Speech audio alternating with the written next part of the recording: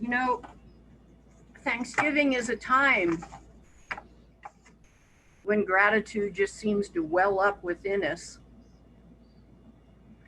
And gratitude is really a gift that we give ourselves every day, a recognition of how very blessed we are. And as we focus on that, then that expands in our life. And so, with gratitude comes a sense of very deep peace and harmony, and underlying harmony in our world, the more gratitude that we give. And so, it is our acknowledgement of being connected to all of creation through our relationships with family and friends, through our world, and through the relationship with ourselves. Sometimes I think we forget to have gratitude, that we are aware of that we are divine beings and have that relationship with self. And so let's all make a habit to begin each day with a few moments to treasure a tender smile of someone that is close to you, a compassionate conversation, the beauty of nature that we have all around us up here, or even the delight of the sun on your skin. These are all things that we can do even during this challenging time. And so the next time that you entertain a thought that there isn't enough money or that my body isn't working exactly the way I would like it to, stop yourself and be grateful for what are the blessings in your life.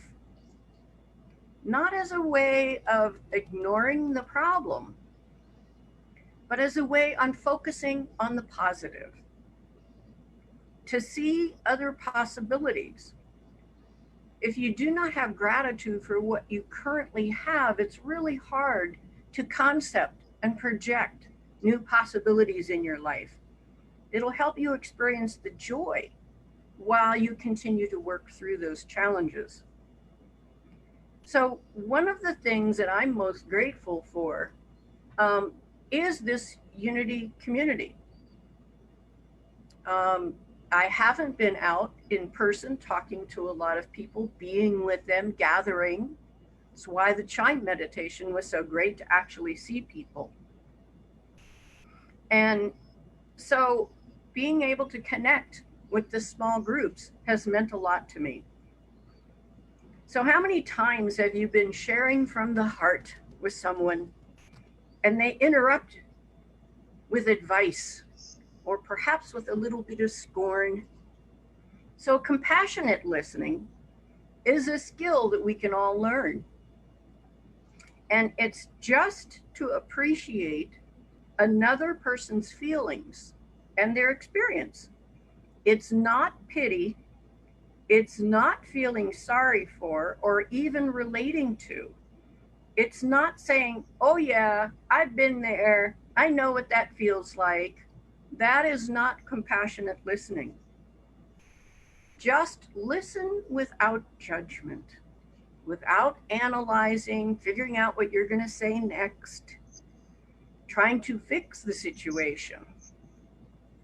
Compassion is a conscious choice we make.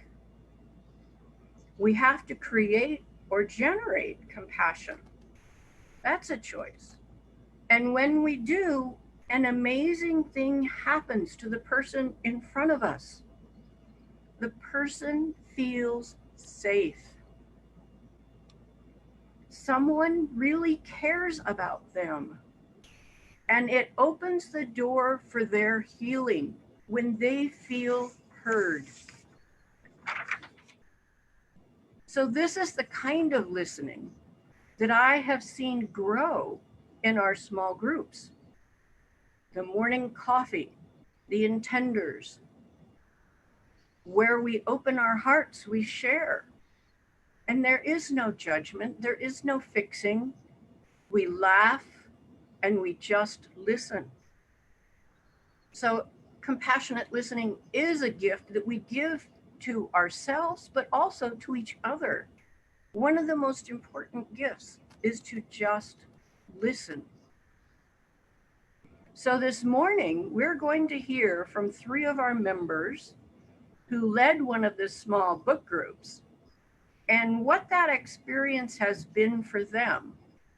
We will be hearing from Rick Hinkey and Sandee Scott and Maryann Gardner, and they all have a slightly different take on what this experience has been for them. So Rick, if you're ready, let's begin with you. All right, I'm ready.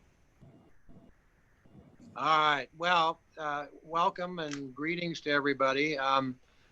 My group was a little different in that I reached out to some non-members and one former member who has not been active with us. And the theme of interconnectedness just overwhelmed us in our discussion. So I have a little thought for us today. I want to invite you to take a metaphysical walk in the woods together to experience one form of interconnectedness. Let go of all that is around you just now and mentally dress yourself for a day out of doors. Imagine you've arrived at your favorite place in the woods where you would like to experience nature. It's fall. The leaves and pine needles are shining with the sunlight, which seems more golden this time of year. The temperature is crisp, but not cold. Can you hear our footsteps? Crunch, crunch, crunch is the only sound we make as we hike through the forest path on the fallen leaves. The breeze is gentle, wafting by our faces, gently caressing. The sun filters through the trees, alternating between shading us and illuminating us. Our eyes are filled with the colors. The tree trunks range from dark, almost black bark on the alligator junipers to the nearly white on the aspens. The red of the manzanitas and the browns of the ponderosas add more color. Each tree is from a different family, and each is uniquely created even among its lineage. Each is rooted into the earth, all seeking nourishment and stability. Some will provide lumber, warming firewood, and mulch. Others, when their time is up, will fade into the soil and nurture future generations. Today, they shade us, provide joyful colors, and remind us that, like we too, they are, and we can be too, interconnected. Can our interconnections be as natural and cooperative as our forest friends? We too, as humans, are of different lineages, have different shapes, and outward skin colors. And like our brothers and sister trees, each of us is also a unique creation of the universe. While we are not rooted in one place to the earth is also our home and the source of our nourishment. There is a part of us that is uniquely human, however. We have a self-awareness that is different. At the most base level, our awareness can be all about me, not us, just me, self-interested me. This self-interest to the exclusion of others can disconnect us from each other and nature and spirit. Me can be fearful of others that look and sound differently. Me fears lack.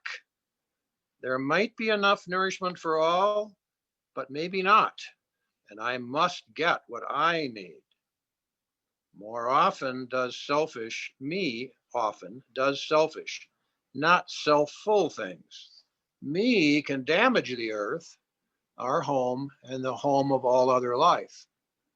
This focus on me thankfully, is not present in our forest family. So, how can me become we so that together we can bask in the joy of interconnectedness? How can me be we and just live each day in gratitude as our friends do, trusting in abundance and enjoying each other?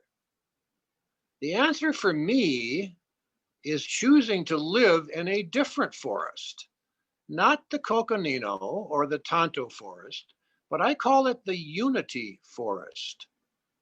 The creatures in this special forest value each other, celebrate differences, and the gifts that they have to share. They are creative minds, inspiring voices, talented hands. Some have business acumen, musical skills, but all have willing hearts, and there are plenty of spiritual examples. The Unity Forest members choose to be interconnected.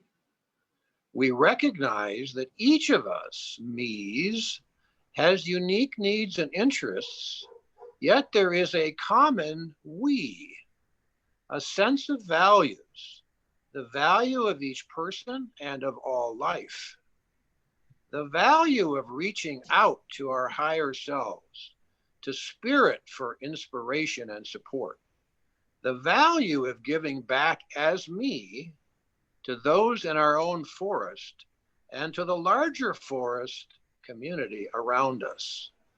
As we are more powerful.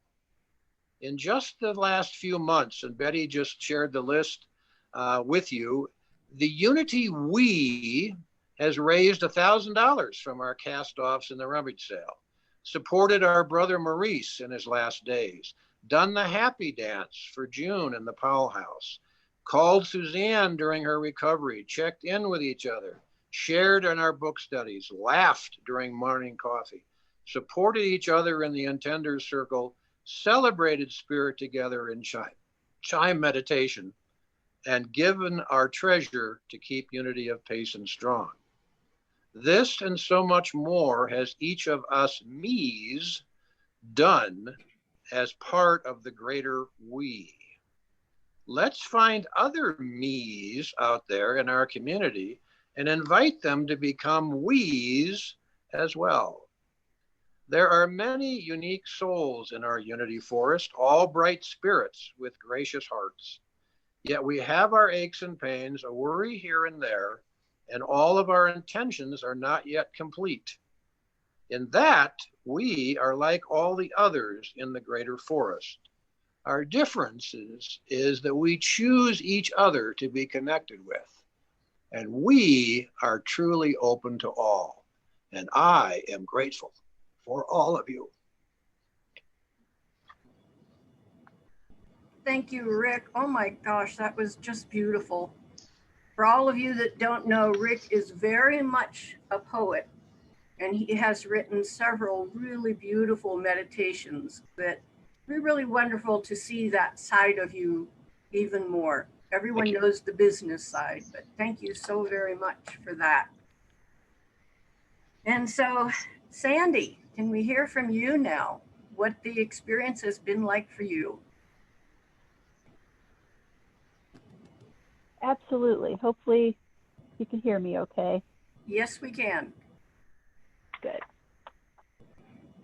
Throughout much of my life, I've referred to the differences among people's personalities as we are wired differently. And each of us sees the world through our own lens, the sum of our prior experiences leading up to this particular moment. In spiritual terms, this becomes we are unique expressions of the divine. And in this fast-paced world, it may be easy to forget or lose sight of the fact that we are all spirits having a human experience, not the other way around. At our core, we are expressions of the same source. People like my mother-in-law seem to relate to other people so easily. This woman frequently strikes up a 20-minute conversation with any random person while waiting online at a coffee shop. For others, talking to strangers and making friends is normally a bit more challenging. Having a commonality, such as a gathering at a church service or function, creates an environment where conversation with people currently unknown to us may be somewhat easier. When I was looking to make the Payson area my full-time home, I sought out New Thought organizations in the area and found Unity of Payson. So as I was settling into my new home about a year ago, I was eager to be able to attend some services and functions with Unity of Payson to see if we were a good fit for each other. I attended some Sunday services, sometimes alone, sometimes with my partner Todd when he was in town. I was starting to feel comfortable enough to chat with others in the fellowship hall, and then the time came where we were no longer meeting in person. I wondered, how on earth would I be able to meet people and find friends in this bizarre new world that presented us with even more challenges, an environment rife with fear, social distancing, and mask wearing, where we can no longer even see each other's faces, let alone have a decent conversation with someone new. When I heard of our morning coffee chats, I felt somewhat nervous. Although I'm quite comfortable working with technology, what would it be like to sign on and be seen and expected to carry on a conversation with all these people I don't yet know? What if I don't have anything to say? This seems so very different than joining chat rooms way back years ago in America Online. I ultimately thought, why not sign in one day and give it a go? That's certainly one way to find out. If I don't like it, don't have to do it again. But I'm pleased to share with you all here and now that I am so thankful I did. I quickly learned that this medium offers a wonderful way for everyone to chat and stay connected with each other using a variety of devices, from landlines to desktop computers. The small group setting can be so welcoming to people like me who feel easily overwhelmed by large groups. Although our daily calls normally start with the daily word or other spiritual words, the conversations frequently flow to events and issues in completely different areas. Some of the conversations are intense, some heartbreaking, others are filled with laughter. Frequently after these calls, I feel lighter and the world looks a bit brighter. Over the course of the past several months, new friendships have developed, existing friendships have been maintained, and others nurtured. We have seen each other's pets. We have seen one another with bedhead, in rollers, or in sweaty workout clothes. We have discussed music, our favorite funny movies, and favorite sources of inspiration. Most importantly, however, the people on these calls have been able to maintain our connections and support and help each other through these bizarre times in which we now live. Through casual conversation in these small groups, people's unique individual needs may be expressed, which have afforded opportunities for us to come together to assist each other in numerous ways. We have helped each other move. My second page. We have supported each other through challenging times, and sometimes it's simply a matter of reminding ourselves to seek the humor in some whatever situation. But ultimately, they have served as a reminder that we are all truly interconnected. Sandee, I love your wisdom that you always share on morning coffee. And yes, I am one of those people that occasionally shows up with rollers. So lovely to be accepted just who you are. I don't show up in rollers. Oh, thank you guys. And Maryann, what has your experience been like, either with the groups or just generally in being interconnected?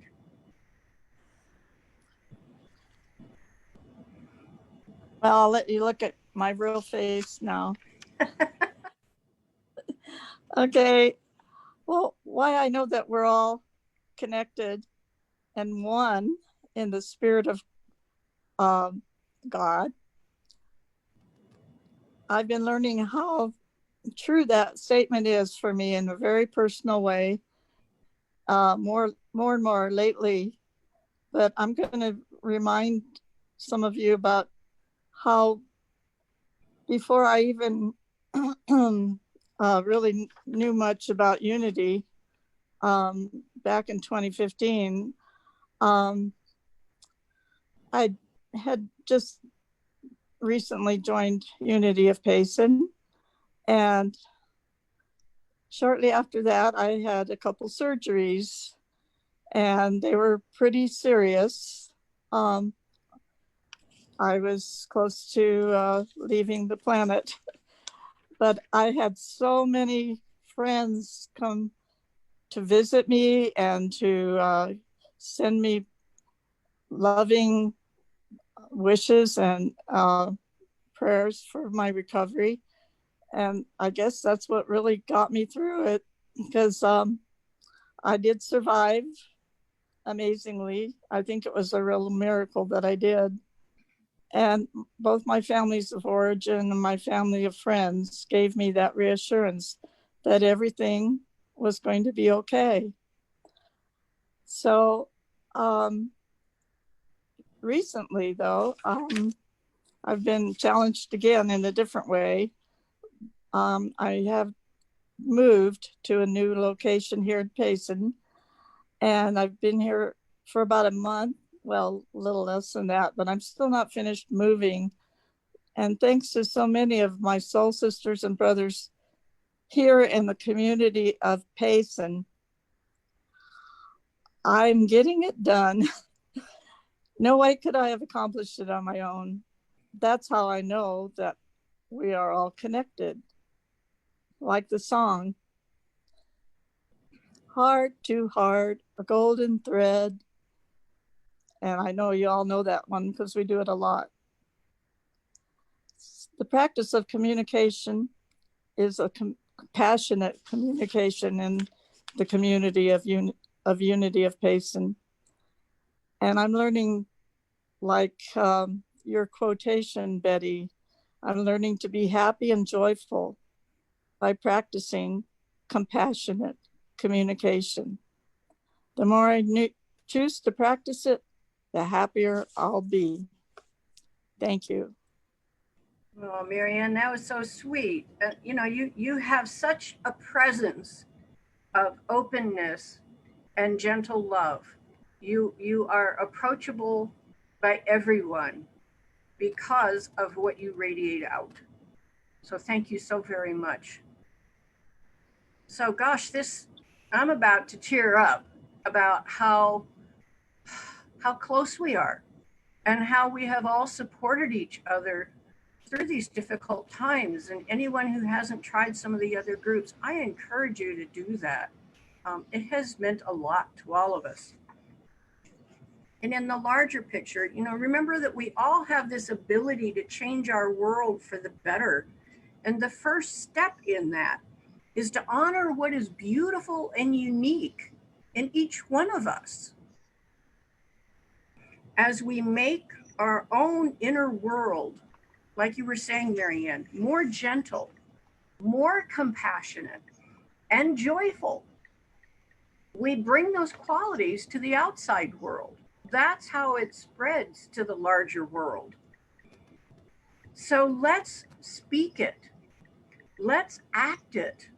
Let's really live this idea of interconnectedness and of compassionate listening. So let's hold gratitude and compassion in our hearts every single day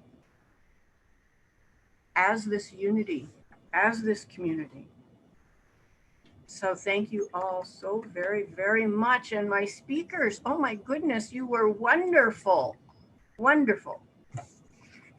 Yay. So Tom, I think we'll go ahead and move on now.